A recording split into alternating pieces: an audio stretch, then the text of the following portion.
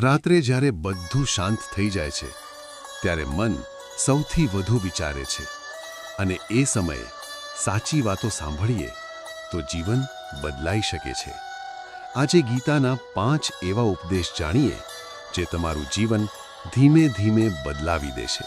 ઉપદેશ 1, કર્મ કરો, ફળની ચિંતા ન કરો।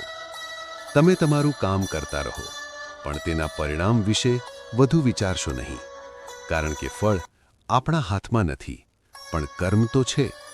જ્યારે આપણે ફક્ત કામ પર ધ્યાન આપીએ ત્યારે ચિંતા ઓછી થાય છે અને મન શાંત રહે છે। ઉપદેશ 2, આત્મા અમર છે। આત્મા ક્યારેય મરતી નથી। શરીર તો ફક્ત એક આવરણ છે જે સમય આવે ત્યારે બદલાઈ જાય છે। આ સત્ય સમજીએ તો મૃત્યુનો ડર દૂર થઈ જાય છે અને જીવનમાં હિંમત આવે છે। ઉપદેશ 3, ક્રોધથી દૂર રહો। ક્રોધ માણસનો સૌથી મોટો દુશ્મન છે। જ્યારે ગુસ્સો આવે છે ત્યારે બુદ્ધિ કામ કરવાનું બંધ કરી દે છે અને ખોટા નિર્ણય લેવાય છે। એટલે શાંત રહેવું શીખો, એ જ સાચી શક્તિ છે। ઉપદેશ 4, હંમેશા સત્ય અને ધર્મ પર ચાલો।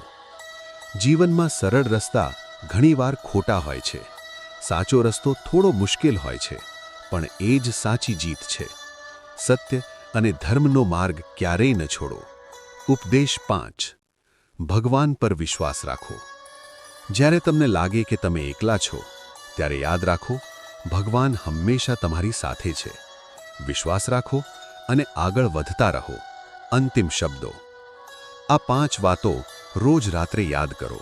તમારું મન શાંત થશે અને जीवन सुख और शांति आवशे। जय श्री कृष्ण। मेरा वीडियो अच्छा लगे तो चैनल लाइक करो, शेयर करो और सब्सक्राइब करो।